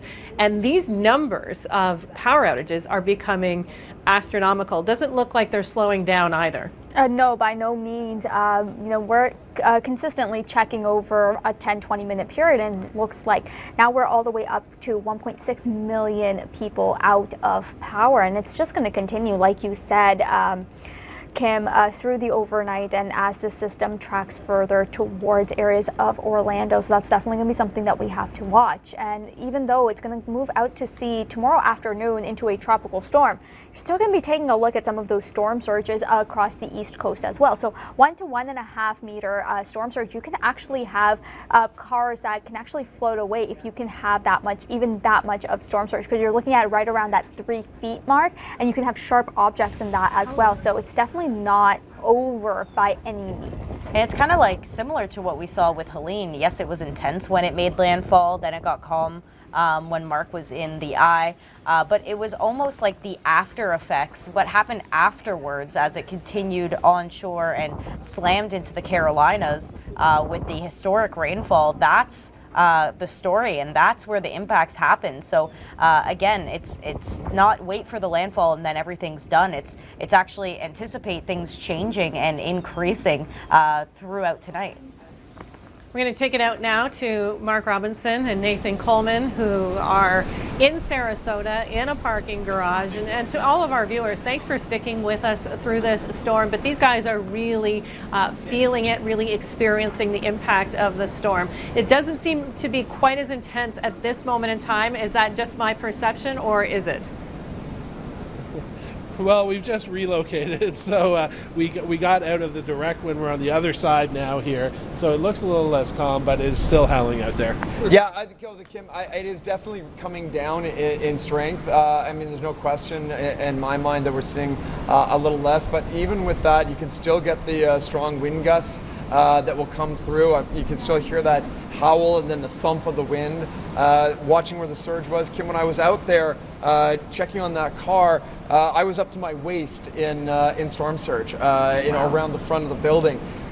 So yeah, it definitely has come in quite a bit, and of course, we did expect it to do exactly that. Where we are, we're totally, fine from the storm surge. Even the back of the building, where we were in the eye itself when it was very calm, that's got a lot of freshwater flooding. But the surge hasn't quite made it up into that part of the of the town, or at least that part of the building.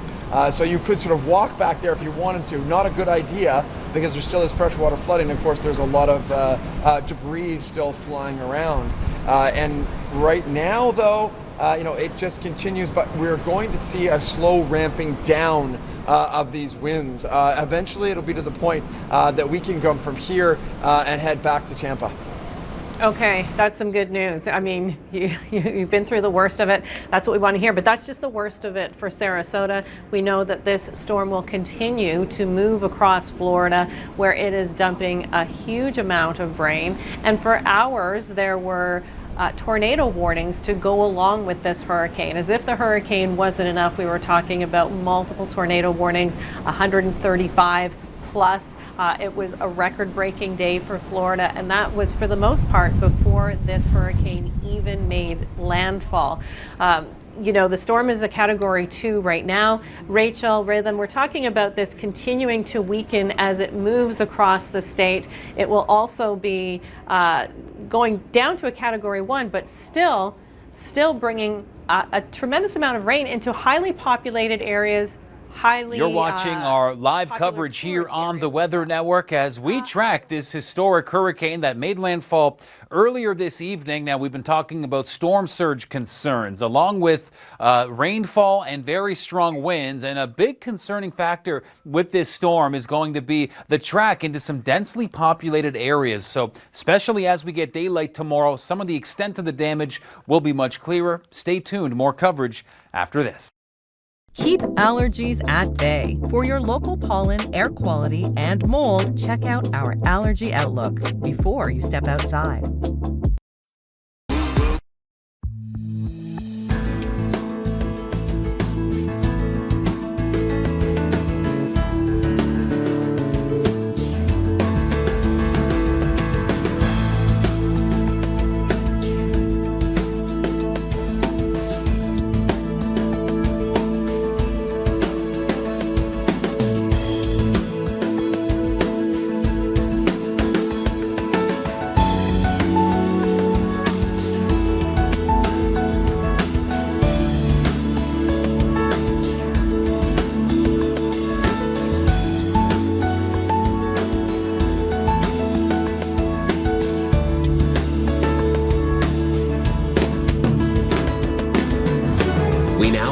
6 different layers on our map, such as radar, temperature, and highway conditions.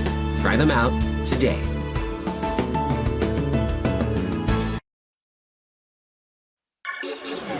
A scary situation has been unfolding in Florida today, this evening, and into tomorrow. Now, some highly populated areas are dealing with the brunt of this historic hurricane, and it's not just some of these tornado warnings we saw earlier in the day, popping up over 130 tornado warnings and some fatalities as a result. Strong winds and storm surge. Let's get right down to business with Mark Robinson in Sarasota, Florida. Live streaming.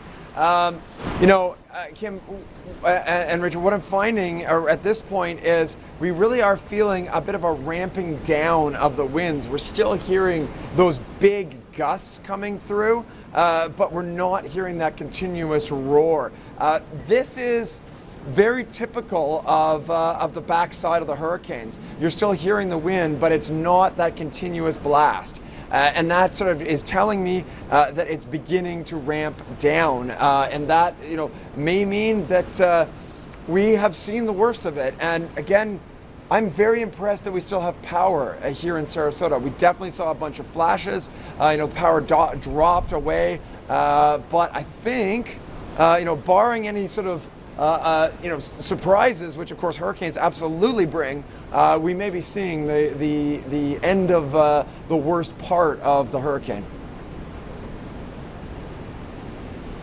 Okay, Mark, and yes, we're just going to, stay with this live stream for another 10 minutes or so. As you're pointing out, the storm is starting to ease, at least where you are. We're not going to send you to chase this storm across Florida. We do anticipate a lot of people will be following you on social media, of course, because we're going to see the outcome of this storm tomorrow. Once the sun rises and in the light of day, I think we'll all have a better idea of what this storm has done. I mean, Milton, it was scary. The forecasters were extremely worried about this because of the storm surge, but there are other elements to this, and I think just the sheer amount of rain in some parts of Florida is going to be something that people will be talking about for years to come. Yeah, I mean, Kim, this had the potential, and we explained its potentials and probabilities that this could have brought that catastrophic storm surge to Tampa itself. It didn't. It really looks like it didn't. I was checking on our meteorology chat here, which is absolutely fascinating that I can literally chat with you on my phone, to get that information. But they said that I believe one of our messages, Michael Carter, said that we actually had a drop in the bay of 4.5 feet in Tampa Bay because we had that reverse surge and all that water's coming around to where we are here in Sarasota. I'm just going to take a quick look right now, and that storm surge still in the alley where I went out to check on the car out there, but we're going to have to wait until that surge drops down so that we can leave. I want to make sure that we're safe on our way back to Tampa. We're only about an hour away. But it's probably going to take us more like 2 hours to get back. And right now, though, I fingers crossed at this point that the catastrophic damage that we feared hasn't happened here on the west coast of Florida. Yes, I hope you're right, Mark. I mean, it certainly doesn't seem like that right now, so that is good news. We'll know more, obviously, tomorrow. I think one of the bigger surprises with this storm was the sheer amount of tornadoes that we had ahead of it and during it. Kim, some of those shots on video of those tornadoes, those look like ones I would see in Tornado Alley. That looks like Oklahoma, not Florida. Those are full-on, look like supercell tornadoes. And I know that the Northern Tornadoes Project, Dave Sills, was pointing out that the similarities to the storms that we do see in the plains, and he was surprised. And that's Dave. The amount of tornadoes that this one produced, and the destructive nature of the tornadoes that this produced. Yep, it happens, but it just seems to be more than average with this one. I'm going to bring it over to Rachel and Rhythm right now to look ahead at where this storm is going, how we anticipate the remainder of the night to go. Now, with the remainder of the night and how the storm is going to proceed, there's one thing I do want to highlight before Mark jumped in, was the fact that areas across Georgia and South Carolina will be seeing some rainfall. It's not going to be heavy rainfall, which is amazing news as they continue to clean up. But in terms of the rainfall, it is going to push further towards the northeast. So a lot of that heavy rainfall is expected to push into areas of Orlando, into Daytona Beach, and into Jacksonville as we're heading into our overnight. The heaviest rainfall for Orlando is going to be through the overnight period and then into the early morning for areas like Daytona. But with the winds, that's going to be definitely something to watch out for, because that's really going to explode a lot of that storm surge towards the eastern end of the province, right, Rachel? Yeah, you can see that onshore Well, we are nearing the end of our live stream here on this coverage of Hurricane Milton. Now, still a little bit more to talk about in terms of what we might expect waking up tomorrow and as this storm kind of continues its track. But in terms of wind speeds, we know peak gusts of 165 kilometers per hour. Just remarkable stuff. More coverage as we button things up here for this evening. Coming up, stay with us. More after this short break. Wherever you are, get a precise weather forecast by activating your location in the Weather Network app.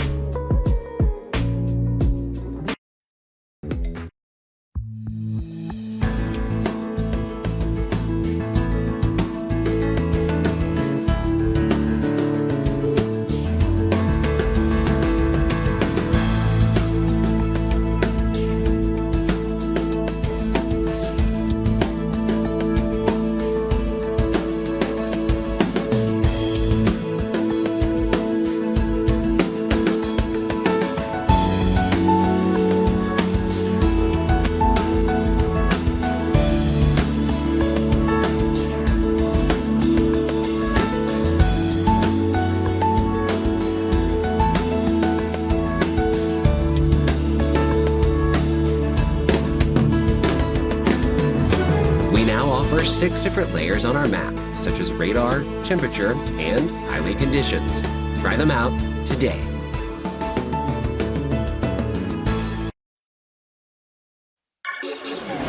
And we're back, sort of wrapping up now our live coverage, but a lot more to talk about with Hurricane Milton, what was once a Category 5. In fact, one of the most rapid, or the most rapidly intensifying storm from a tropical depression to a Category 5 in a matter of just 49 hours. So peak wind gusts just shy of 300 kilometers an hour, and that was earlier in the week. Let's jump back into our live coverage as we cap off this extended live stream. But this is not a time to relax. It's definitely a time to keep your phone on loud. Make sure you have multiple sources of information that you can get your alerts from, because, again, we can't reiterate it enough. Overnight into Tuesday morning, before the day breaks, we're still seeing the system continue to move towards the northeast. Yeah, and these people are going to feel the effects of this for quite some time when we're talking about a flooding emergency with just well over 100 millimeters, in some cases 200 millimeters of rain. Then the water starts flowing up through the sewers. The sewer system can't handle it, so we're talking about flooding that way. The rivers can't handle it, and there's a number of rivers as well, and they will overflow. And then we add to the fact that Florida is very flat when it comes to topography, and so the water doesn't really drain that quickly. Now, Mark did point out that when it comes to storm surge, it comes in and it rolls out. But when it comes in, it can do a lot of damage in a very short period of time. Now, that water may not necessarily stick around. It'll flow back out to sea.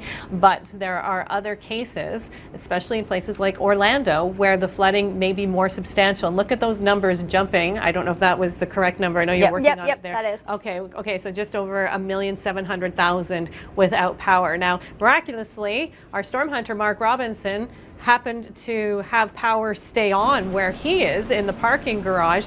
We've seen a lot of flickers of power where you are, but I guess the infrastructure is great, or everyone has a generator, but it's good to see with a storm like this that power has remained on, at least for you. Yeah, Kim, the power has stayed on here in this part of Sarasota. I assume that, we get up the I-75, head back towards Tampa, I'm assuming we will see power out in most areas. The infrastructure here Pretty good, pretty solid. They definitely built for hurricanes here.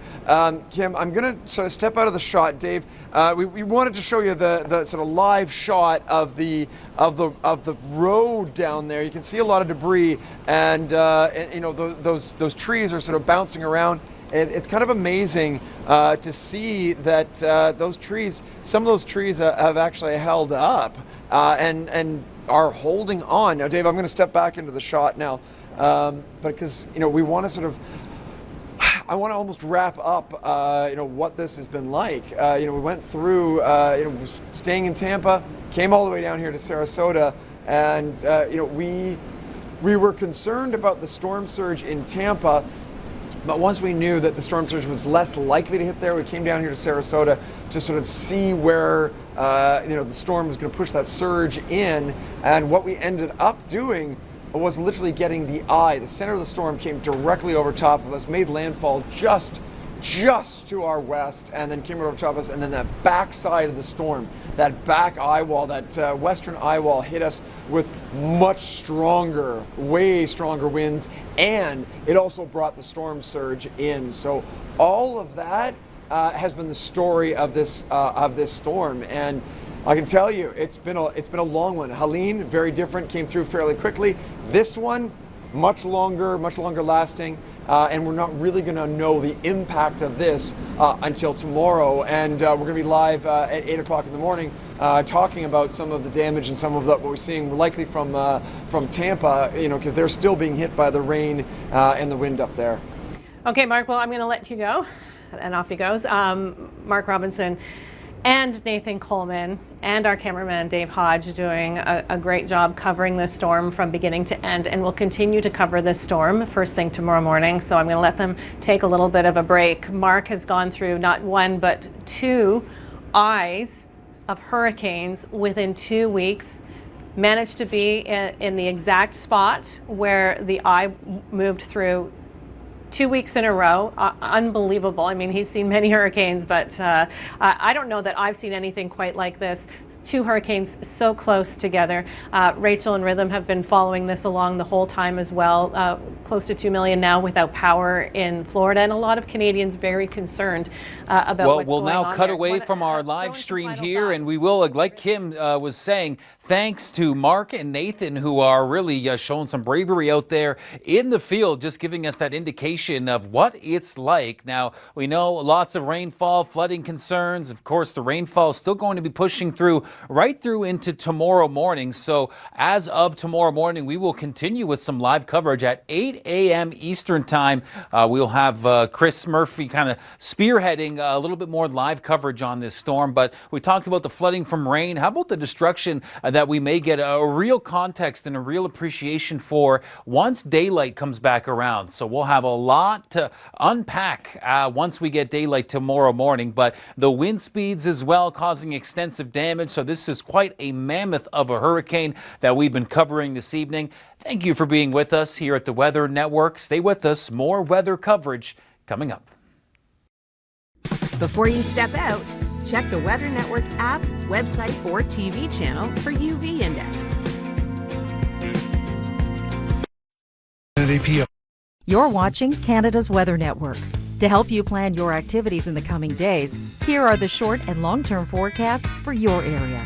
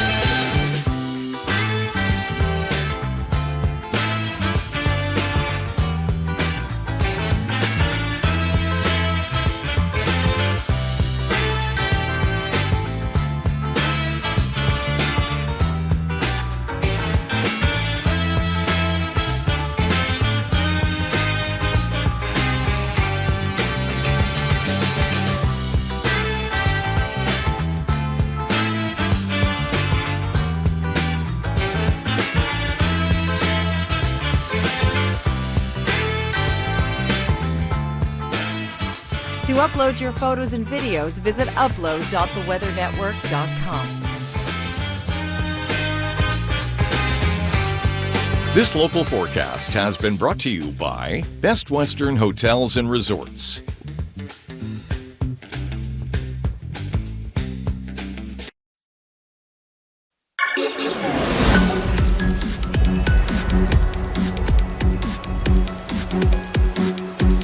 Thank you for joining us here at the Weather Network for our coverage of Hurricane Milton. I'm Kim McDonald, along with meteorologist Rhythm Reet and Rachel Modestino. We have Nathan Coleman, who has been live in the field in Sarasota, Florida, who watched this storm come in and experienced the eye and the eye wall.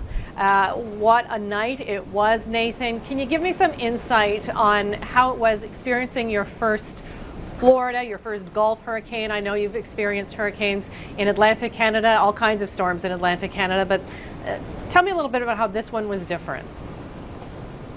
Well, this definitely, Kim, the strongest I've ever experienced.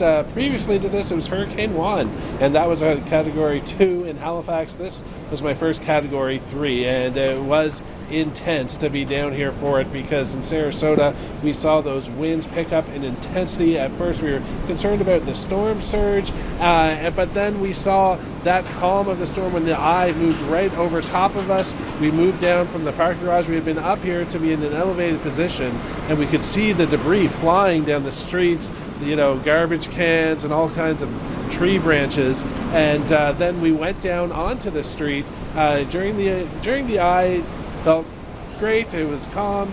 You could explore a little bit.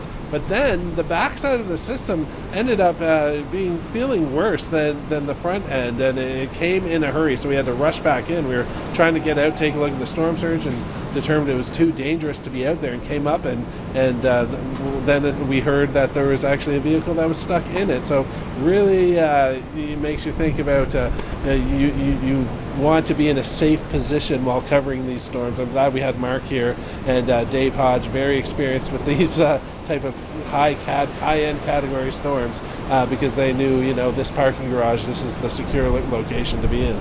Yeah, and we experienced your storytelling as well and your point of view on this too, Nathan, and I know that the stories don't end tonight, that we will continue to hear more about this storm in the light of day. So we appreciate you and what you've done. You know, one of the big things with this storm is power outages. We've had over 1 million, almost 2 million people without power. The storm has slightly weakened since making landfall, but it's still having a big impact through inland sections of the state. I'm going to take it over now to Rhythm Reet and Rachel Modestino to talk a little bit about the facts around the storm itself. Kim, it is going to go down to a Category 1, but it is still going to leave behind quite a bit of rainfall heading into Orlando for our day on Thursday. So a lot of the heavier rain for Orlando is going to be through the overnight. Daytona Beach, you can be looking at upwards of 200 to 300 millimeters of rainfall.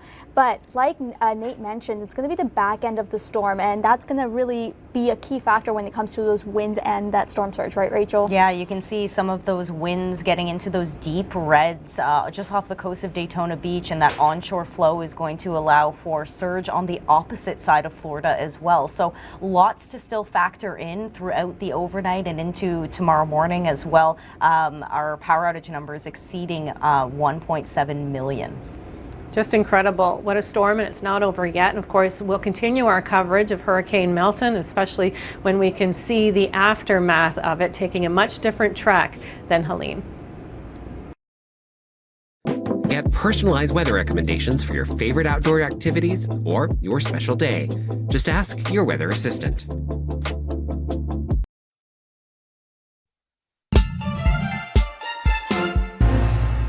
When we talk hurricane season, we often think strong winds and heavy rain, right? Well, what if I could tell you that there's actually an area of the storm that has little to no activity at all? It's called the eye. But the eye wall, that's a very different story. Let me show you what I mean. We have air at the base of the storm that surrounds a hurricane, and it starts converging or spiraling into the storm.